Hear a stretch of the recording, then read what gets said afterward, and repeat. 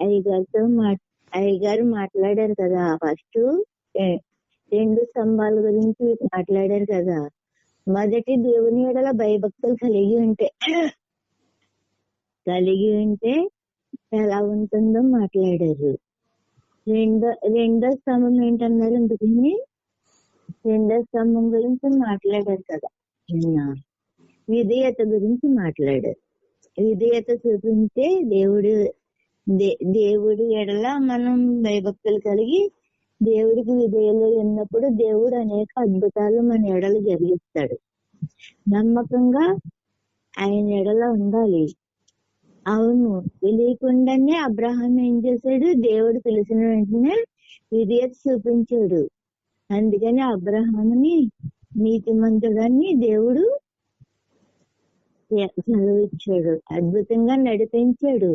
ఎప్పుడైతే దేవుణ్ణి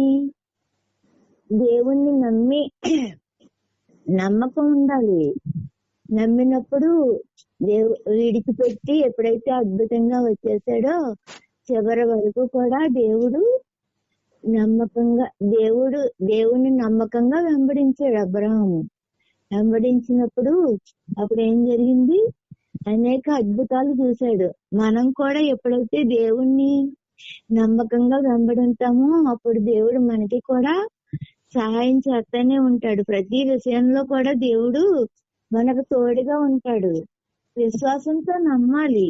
2 స్తంభాలు దేవుడు అద్భుతంగా 2 స్తంభాల గురించి నేను మాట్లాడుతుంటే అవును, దేవుడిని నమ్మినప్పటి నుంచి కూడా మనం కూడా అద్భుతంగా దేవుడు మనల్ని ఉన్నతంగానే పెట్టాడు కదా అనేసి ఎప్పుడు కూడా దేవుణ్ణి విడిచిపెట్టుకుని నమ్మకంగా మనం వెంబడించినప్పుడు ఆయన మనకి అనేకమైన అద్భుతాలు చేస్తూనే ఉంటాడు. ఎప్పుడు నేనేం చేసేదానంటే ఎందుకని ఈ ఎలకలు మా ఇంట్లో బోళ్ళని ఎలకలుండి చిన్నపిల్లల కాళ్ళ ముందు తిరిగేసి ఈ ఎలకపోతే అనుకునేదాన్ని. అయినా ఎప్పుడు ఎలకల గురించి ప్రార్థన చేయలేదు కానీ ఎలా పోతాయి అనుకునేదాన్ని. ఎన్నోసార్లు మందు పెట్టినా సరే మళ్ళీ వచ్చేసి చాలా చిరాకు చేసి మొన్న ఏం చేశానంటే అందుకని ఇంకా ఎప్పటి నుంచో అలాగా మేము ఆఖరికి ఇల్లు పడగొట్టేసి మళ్ళీ కట్టుకున్నా సరే మళ్ళీ వచ్చేసినాయి. అదే మొన్న రీమోడల్ చేయించుకున్నా అప్పుడు పోయినాయి, మళ్ళీ వచ్చేసినాయి. ఎలా వచ్చేసినాయో కూడా తెలియదు ఎందుకని. కాకపోతే అప్పుడు ఏంటి కబోర్డ్ లో ఉన్న బట్టలన్నీ కూడా ఎలకల్లో కొరికేసినాయి. ఎందుకని కొరికెత్తే ఇంటికి కొత్త లంగాలు అయ్యి శుభ్రం కొరికేసినాయి. కొరికెత్తే ఇంకా చూసాను ఇంటికి. ఎందుకంటే కట్టుకుంటారు కదా తీస్తే చాలా లంగాలు అంతా కొత్త లంగాలన్నీ కూడా కొరికేసినాయి. ఎందుకని అప్పుడు నేనేమనుకున్నానంటే అప్పుడు ప్రార్థన చేశాను. ఎప్పుడు వాటి గురించి ప్రార్థన చేయలేదు. ఇదిగో తండ్రి, నేను ఎప్పటి నుంచి వీటికి మందులు పెడుతున్నాను కానీ సావటం లేదు. చచ్చిపోయినా మళ్ళీ తిరిగి వచ్చేస్తుంది. ఎలా వస్తున్నాయో తెలియదు. నామంలో పోవును గాక ఈ ఎలకలు పోవును గాక అని ప్రార్థన చేస్తున్నాను. ప్రార్థన చేస్తుంటే అద్భుతంగా ఒక ఎలక కూడా కనబడకుండా మాయమైపోయింది. ఆ రోజు నుంచి దేవుని స్తోత్రం కలుగును గాక. మనం ఎప్పుడైతే దేవుని నమ్మకంగా వెంబడతామో విశ్వాసంతో అడుగుతామో మనం అనేకమైన అద్భుతాలు చూస్తాం అన్నమాట. ఎందుకని ఎలా పోతాయి అనుకునేదాన్ని తప్పించి ఎప్పుడు కూడా ఎలకల గురించి ప్రార్థన చేయలేదు. అవి ఎలా తిరుగుతూనే ఉండే ఎందుకని. కాకపోతే ఇప్పుడు శాఖ వచ్చేసి ఇంకా ఇదేంటి ఇన్ని బట్టలు కొరికేస్తున్నాయి, ఇవన్నీ నాశనం చేసేస్తున్నాయి అనేసి చాలా బాధ అనిపించేస్తుంది. కాకపోతే మనం అనుకుంటాం చిన్నట్లకి ఏం ప్రార్థన చేస్తాంలే అనుకుంటాం. ఎందుకని అది కూడా అద్భుతంగా మనం ప్రార్థన చేసినప్పుడు విశ్వాసంతో మనం ఎప్పుడైతే నమ్ముతామో ఇన్ని అద్భుత కార్యాలు చేస్తాడు మాట. ఎందుకని అప్పటి నుంచి కూడా ఒక్క ఎలక కనబట్టలేదు. దేవుని స్తోత్రం కలుగును కాక. ఆ క్షణం నుంచి మళ్ళీ రాలేదు ఎలకలు.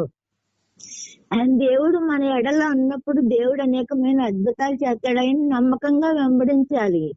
ఆయనకు అసాధ్యమైనది ఏమీ కూడా లేదు. సమస్తం ఆయనకు సాధ్యమే. అసాధ్యాన్ని కూడా సాధ్యపరిచే దేవుడు. ఎప్పుడైతే అబ్రహాము నమ్మకంగా ఉన్నాడో దేవుడు తోడుగా ఉన్నాడంటే అబ్రహాంకి ఎల్లప్పుడూ కూడా ఆయన అబ్రహాం బ్రతికి ఉన్న దినములన్నీ కూడా ఆయన తోడుగానే ఉన్నాడంట. నీకు సహాయం లేరనుకో, దేవుణ్ణి అడిగినప్పుడు దేవుడు సహకారిగా ఎవరినైనా మంచి వాళ్ళని ఏర్పాటు చేస్తాడు. సారా చనిపోయిన తర్వాత ఇంకా అబ్రహాము ఒంటరయ్యాడు ఒక బిడ్డతోని. ఎప్పుడైతే ఒంటరిగా ఉన్నాడో అంటే ఎంతమంది అన్నా సరే ఒంటరిగా ఫీల్ అవుతారు అన్నమాట. అప్పటికి ఇంకా ఇస్సాకు కూడా మ్యారేజ్ కాలేదు. ఆ టైంలో ఏమైంది, ఇంకా అలా అబ్రహాం ఎప్పుడైతే దేవుణ్ణి నమ్మకంగా వెంబడించాడో అప్పుడు ఏం జరిగింది, మళ్ళీ కూడా ఒక కేతూరా అనే ఆమెను పంపించాడు అందుకే దేవుడు తనకి సహకారిగా ఉండడానికి.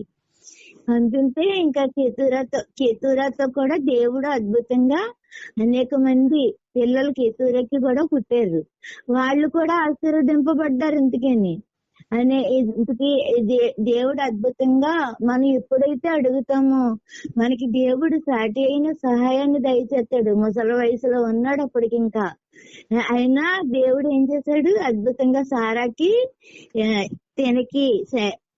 సారా చనిపోయేసరికి అబ్రహాము బ్రతుకున్న దినాలైతే ఇంకా దగ్గర 35 సంవత్సరాలు. మళ్ళీ 35 సంవత్సరాల్లో కూడా దేవుడు ఏం చేశాడు, అద్భుతంగా ఇంకా అమ్మాయిని తోడిచ్చాడు. మళ్ళీ ఆమెకి కూడా సంతానం కలిగి అనేక మంది విస్తరించారు. అబ్రహాము సంతానం ఆగరికే కాకుండా మళ్ళీ కేతూరా. కాకపోతే ఎంతమంది ఉన్నా గాని దేవుడు ఎవరిని ఏర్పాటు చేసుకున్నాడు, ఈసాకు అబ్రహాము సంతానం, సారాకు పుట్టిన సంతానాన్ని దేవుడు ఏర్పాటు చేసుకున్నాడు. దేవుడికి అసాధ్యమైనది ఏముంది?